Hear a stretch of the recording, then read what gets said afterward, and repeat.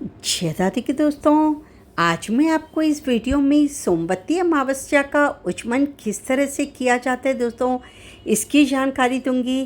क्योंकि बहुत लोग ऐसे हैं जो सोमवती अमावस्या का व्रत तो कर लेते हैं, मगर उन्हें उच्चमन विधि सही तरीके से पता नहीं होती है।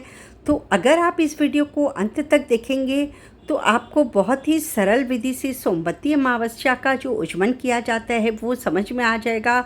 तो इसके लिए हम लोगों को जो तैयारी करनी पड़ती है दोस्तों, वो ये है कि जो हमेशा हम सोमवार सोमवती अमावस्या पर जो पीपल की पूजा करते हैं, उसका तो पूरा का पूरा प्रोसेस वही रहेगा दोस्तों, जो मैंने अपनी पूजा विधि में बताया है।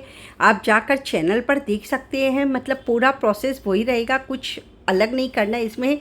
और उच्चमन भी, और जो व्रत कैसे किया जाता है, उठाया कैसे जाता है, तो इसकी व्रत विधि भी मैंने अपने चैनल पर बता रखी है, सोमवती अमावस्या व्रत विधि। तो आप वहाँ पर अगर नए हैं और व्रत कर उठाना चाहते हैं तो वो वीडियो देखकर आप वहाँ से व्रत उठा सकते हैं सोमवती अमावस्या का। और ये जो सोमवती अमावस्या आती है दोस्तों, ये जिस महीने में सोमवार के दिन अमावस्या आती है, उसी दिन ये सोमवती अमावस्या का व्रत किया जाता है, और कोई बार को आता है तो ये नहीं किया जाता है। इसलिए इसका उच्चमन करने में लोगों को 2 साल, 3 साल, 4 साल इस तरह से लग जाते हैं। क्योंकि या तो सोमवती जल्दी आती नहीं है, या आती है तो कोई कारण से, कोई रजस्वल अवस्था में है, या कोई ऐसा काम आ गया है कि वो नहीं व्रत कर पा रही है, तो उसका छूट जाता है। मगर आपको एक डायरी मेंटेन करनी पड़ती है दोस्तों, जिसमें आपको अपना 13 व्रत लिखना पड़ता है। और उसमें 13 धान की जो मैंने विधि बताई कि व्रत किस तरह से किया जाता है 13 तरह का धान खा के, तो वो भी आपको लिखना पड़ता है कि मैंने ये धान खा लिया है। और जब आपका ये 13 का 13 व्रत संपन्न हो जाता है दोस्तों, तब इसका 14वें में उच्चमन किया जाता है। अब आप कहेंगे कि मैम 12 तो होते हैं, फिर 13 क्यों? तो एक हम लोग अधिक मास का बोलकर व्रत करते हैं, तो 14वें में हम लोग उच्चमन करते हैं। उसके लिए हम लोग को जो तैयारी करनी पड़ती है दोस्तों, वो अगर आप पीपल की जड़ में पूजा करने जा रहे हैं तो वहाँ पर आप करके आ जाइए, फिर घर पर उच्चमन करिए। और अगर आप तुलसी के पेड़ की पूजा कर रही हैं तो आप घर पर ही पूजा जो है आपकी उस तरह से कर लीजिए, और उच्चमन फिर वहीं पर ही बैठकर किया जाता है। इसके लिए जो रसोई बनाई जाती है दोस्तों, वो कंपलसरी है कि इसमें खीर और पूड़ी की रसोई बनाना आपको ज़रूरी है। उसके अलावा आप कुछ भी बना सकते हैं, लहसुन प्याज को छोड़कर 5 तरह का, 10 तरह का, जितना भी भोजन आपका मन हो, आप अपने हिसाब से, अपने घर के और परिवार के हिसाब से बना सकते हैं, उसका कोई लिमिट नहीं है। तो आप अपनी इच्छा के अनुसार वो भोजन बना सकते हैं। एक इसमें उच्चमन में आपको अपनी सास के लिए कपड़े रखने पड़ते हैं, या जैसे साड़ी ब्लाउज यदि वो पहनती है, या आजकल ज़्यादातर सास लोग सूट पहनती है, तो आप उसके लिए सूट भी रख सकते हैं। जो भी आपकी सास पहनती है वो रखिए। और ये सुहाग भाग को देने वाला है, तो आप उसके पर सुहाग पिटारी दोस्तों ज़रूर से आपको रखनी चाहिए। सोमवती अमावस का अगर आप उच्चमन कर रही है तो सास के कपड़ों के ऊपर सुहाग पिटारी ज़रूर रखें। मतलब ऐसा नहीं होता है कि अगर कोई कहता है कि हमारे ससुर नहीं है तो क्या हम सुहाग पिटारी रख सकते हैं, मगर आप तो अपने सुहाग भाग के लिए कर रहे हैं तो आप सुहाग पिटारी रखें। वो सास लेने के बाद अपनी बेटियों को, अपनी ननद को, जिसको भी देना चाहे वो दे सकती है, मगर आपको उच्चमन के समय पर वो रखना है। वहाँ पर एक जेंट्स के कपड़े रखे जाते हैं दोस्तों, तो पैंट शर्ट रख सकते हैं, धोती गमछा, जो भी आपकी इच्छा है वो रख सकते हैं। और 13 तरह का धान खा के जो आपने व्रत किया है, जैसे गेहूँ, चावल, चने की दाल, मूंग की दाल, मोठ की दाल, और ज्वार, बाजरा, मकई, जो भी आपने खा के 13 तरह का धान खा के 13 व्रत किए हैं, तो उनके आप 13 पाउच बना लीजिए धान के। 250 ग्राम के या आधा किलो के, आप अपने बजट के हिसाब से या घर के हिसाब से जैसे भी आप उनकी 13 पाउच बना लीजिए। और वो 13 पाउच भी जो होते हैं दोस्तों, उनको भी आप एक थाली के अंदर रख लीजिए सुंदर से सजा के। और जो वो जेंट्स के, लेडीज़ के दोनों के कपड़े हैं, उनके ऊपर रुपए का लिफाफा रखा जाता है। और आप एक थाली में जो भी आप रसोई बनाई है, जो भी आपने भोजन बनाया है, वो भी पूरा थाली में सुंदर से सजा के। और अगर आप पीपल के वृक्ष में पूजा करके आई हैं, जैसे जो पूरी संपूर्ण पूजा विधि करके आई हैं, तो आप वहाँ पर भी पूड़ी और खीर ज़रूर लेकर जाइए और एक दोने में रख कर आइए। और अगर घर पर ही तुलसी जी के सामने बैठकर आप पूजा कर रही हैं, तो आप वहीं बैठकर एक लोटे में जल डाल के और वहाँ पर हाथ में चावल लेकर जो सोमवती अमावस की और गणेश जी की जो कथा है वो आप सुन लीजिए। वो भी आपको मेरे चैनल पर मिल जाएगी, तो आप जाकर सुन सकते हैं सोमवती अमावस की कथा। और कथा जब पूरी हो जाएगी दोस्तों, तो वो हाथ का चावल उस जल में ही छोड़ के और वो पानी आप तुलसी के गाछ में चढ़ा सकते हैं या पीपल में आप चढ़ा सकते हैं, जैसे भी आपको चढ़ाना हो तो वो आप जल चढ़ा सकते हैं। उसके बाद में दोस्तों वहीं पर बैठ कर उज्जमन किया जाता है।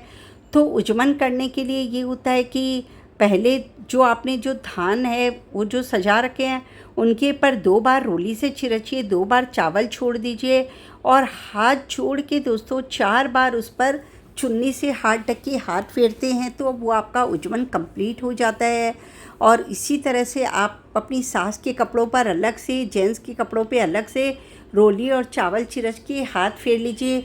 फिर उसके बाद जो आपने भोग की थाली लगा रखी है वो आप भोग स्वरूप तुलसी जी के आगे बैठ कर ही अगर ये उज्जमन करें तो अच्छा रहता है, क्योंकि पीपल की जड़ के आगे तो आप रास्ते में जाकर या मंदिर में जाकर इस तरह से उज्जमन नहीं कर सकते। तो आप घर पर ही तुलसी जी के सामने अगर कर रही है तो वहाँ पर विष्णु भगवान का आप आरती कर लीजिए और भोग स्वरूप उन्हें वो थाली, मतलब इस तरह मन में सोचिए कि हम इन्हें भोग लगा रहे हैं। वो सब कुछ होने के बाद में दोस्तों फिर आप वो जो साड़ी, ब्लाउज और जो सुहाग पिटारी होती है वो तो आप अपनी सासू जी को पगा ला के दे दीजिए। अगर आपकी सासू जी नहीं है या किसी दूसरे स्टेट में रहती हैं तो आप उनके लिए वो साड़ी उठाकर भी रख सकती हैं, या आप अपनी किसी बहन बेटी को जो भी धर्म की कोई बहन बेटी बनाई हुई है खुद की हो, उनको भी आप दे सकते हैं, जैसी भी आपकी इच्छा है। और जो जेंट्स के कपड़े आपने रखे हैं, पैंट शर्ट भी आप रख सकते हैं या धोती गमछा भी रख सकते हैं, उस पर रुपए का लिफाफा रख कर जो आपने चिरचा है वो किसी मंदिर में जाकर या तो देकर आ जाइए।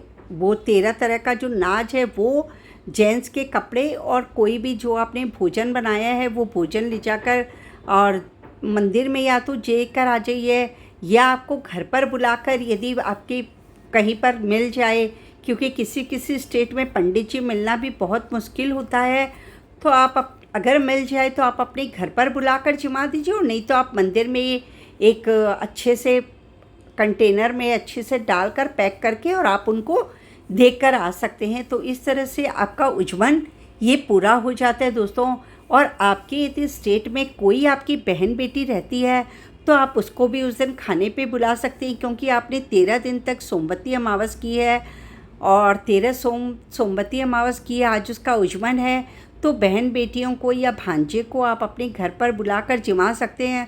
और जिस भी बहन बेटी को आप बुला रहे हैं तो उनको आप सुहाग का कोई भी सामान दे सकते हैं। आप अपने बजट के हिसाब से उन्हें 4 चूड़ी पहना दीजिए, बिंदी का पत्ता दे दीजिए, सिंदूर आप दे सकते हैं उसको, या फिर लिपस्टिक दे सकते हैं, कुछ भी। या कोई लोग क्या करती 5 तरह का सिंदूर का सामान एक जिप लॉक में डाल के अच्छे से पाउच बना के भी दे सकते हैं। जैसे भी आपकी इच्छा हो वो आप दे सकते हैं।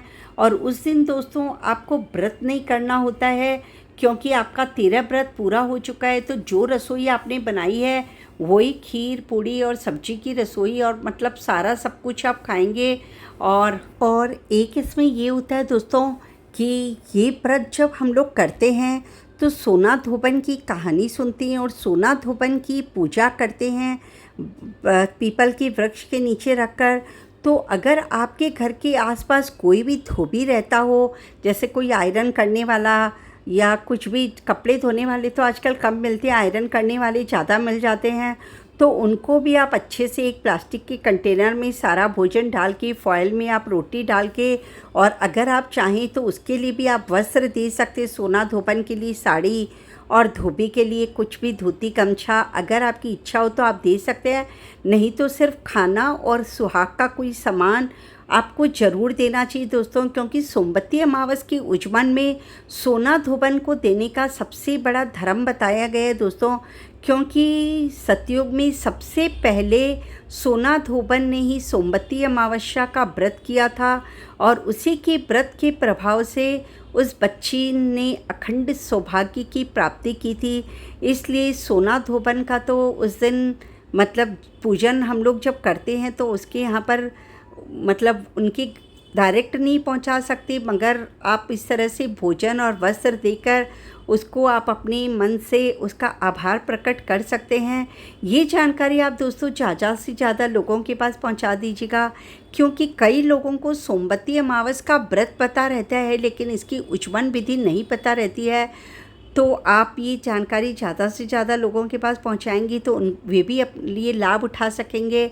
और अगर आपको मेरी जानकारी कैसी लगी दोस्तों, मुझे कमेंट बॉक्स पर ज़रूर बताइएगा। अगर वीडियो अच्छा लगा हो तो प्लीज़ लाइक के बटन को दबा दीजिएगा, क्योंकि आप लोग वीडियो तो देख लेते हैं मगर लाइक के बटन को नहीं दबाते हैं।